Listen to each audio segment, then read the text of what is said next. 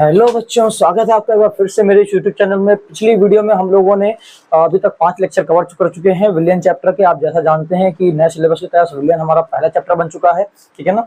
और हम लोग 5 लेक्चर में काफी कुछ पढ़ के आए हैं। वहाँ पर विलियन के प्रकार के बारे में आपने काफी कुछ जान लिया है।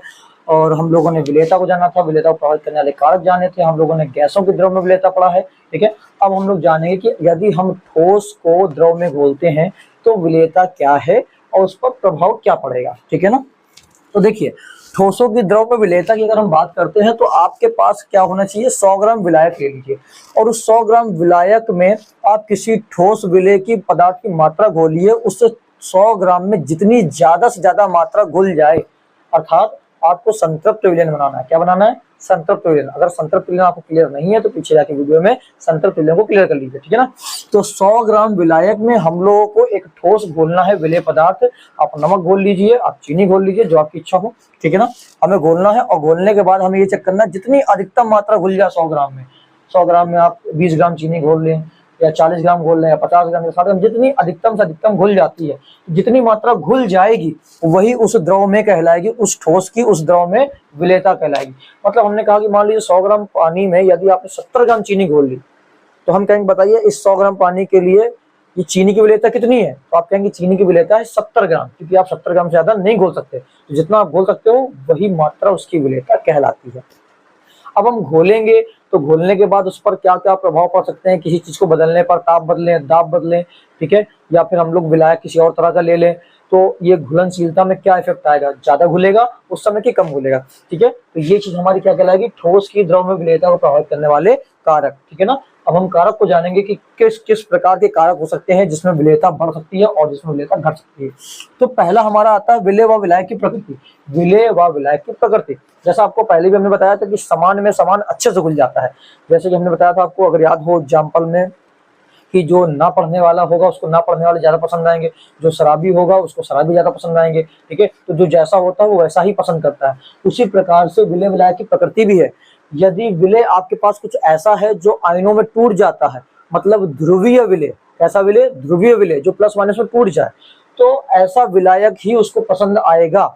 मतलब अगर विलेय ऐसा है जो प्लस माइनस में टूट जाता है तो विलायक भी अगर हमारे पास ऐसा है जो प्लस माइनस में टूट सकता है, यानी कि विलेय हमने ध्रुवीय लिया और विलायक कैसा ले लें, ध्रुवीय। तो ध्रुवीय विलायक में ध्रुवीय विलेय बहुत अच्छे से मिक्स होगा। और सबसे अच्छा ध्रुवीय विलायक हमारा होता है जल।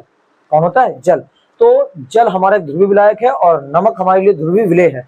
तो ध्रुवीय में अगर ध्रुवीय को घोलेंगे तो विलेयता बढ़ेगी निश्चित तौर पर, वो और अच्छे से घुलेगा। और अध्रुवीय में अच्छे से घुलेगा। बट अगर आप एक ध्रुवीय और एक अध्रुवीय को घोलने का प्रयास करेंगे तो उनकी विलेयता घट जाएगी, बहुत कम घुलेगा, ठीक है ना। तो वही चीज यहाँ पर लिखा हुआ है कि देखिए, ध्रुवीय विलेय में ध्रुवीय विलायक की उपस्थिति में अधिक क्या होगा, घुलनशील होता है। ध्रुवीय विलेय ध्रुवीय विलायक में अधिक घुलनशील होगा।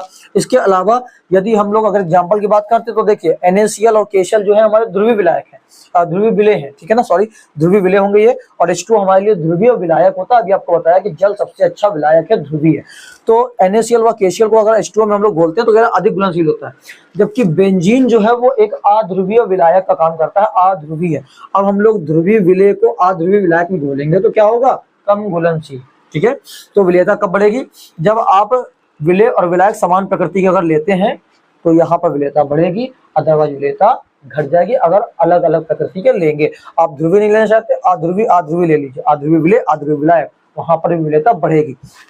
अब ताप का प्रभाव, ताप के प्रभाव समझते हैं। देखिए, ताप के प्रभाव में क्या होता है कि नॉर्मली हम लोग जब जनरली बात करते हैं, घर पे देखते हैं तो सीधी सी बात हमें लगती है कि भैया अगर हम चीनी को पानी में डाला हुआ है उसको हम घोल लें, टेम्परेचर बढ़ाएंगे तो निश्चित तौर पर वो ज्यादा मात्रा में घुल जाएगा। बिल्कुल सही है।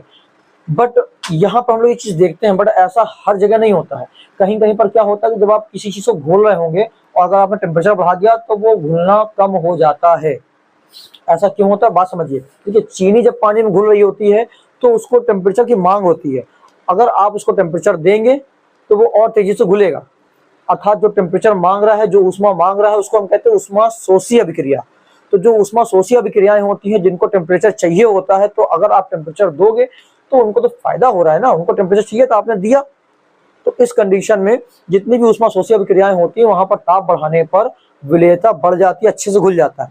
बट कुछ पदार्थ ऐसे होते हैं जब आप पानी में घोलेंगे तो वो ऊष्मा बाहर निकालना चाहते हैं, ऊष्मा बाहर निकालते समय वो घुलते हैं। जैसे आप क्या करिए, एक बाल्टी लेकर उसमें पानी भर के चूना डालिए, ठीक है, जो दीवार में पोता जाता है।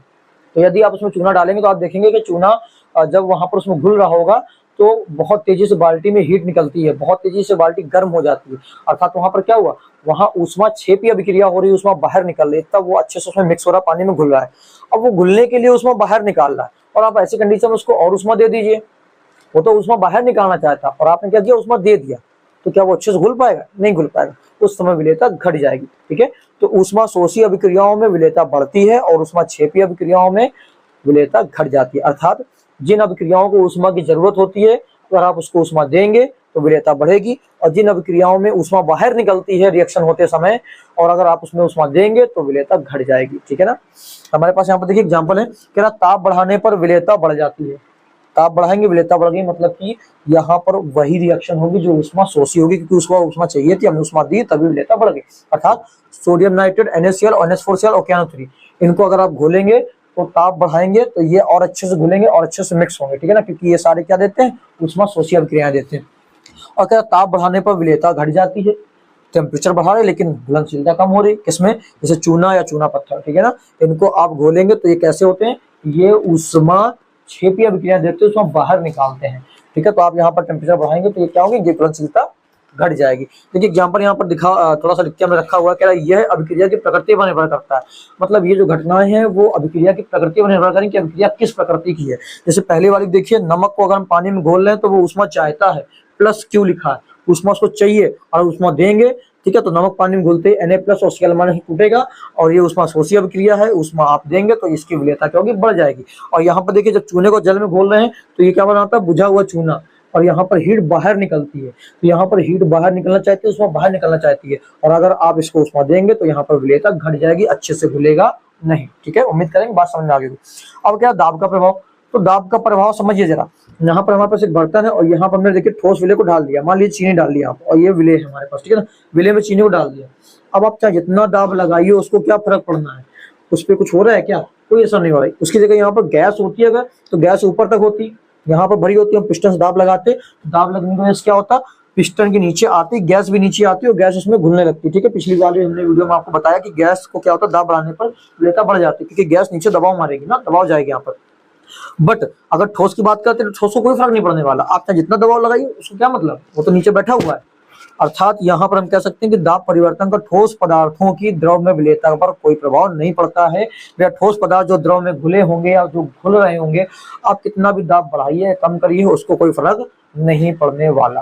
ठीक है, उम्मीद करेंगे आपको ठोसों की द्रव में विलेयता अच्छे से क्लियर हो गया होगा। और इनसे रिलेटेड एक तो जो हम लोग पीछे पढ़ के आए थे, गैसों की द्रव में जो विलेयता होती है उससे रिलेटेड जो नियम आता है वो है हेनरी का नियम।